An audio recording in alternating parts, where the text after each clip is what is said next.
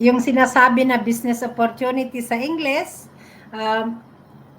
tignan ninyo anong ino-offer namin, baka ito ang solution para sa iyong mga problema also.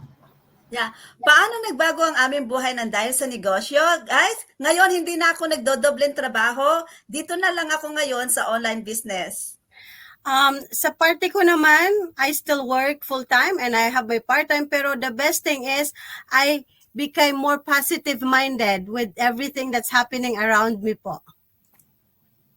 Ako ay still nagtatrabaho na part-time sa nursing career ko, pero ang galing ng negosyo na to kasi mas marami na akong panahon para mabigyan ko ng care for myself.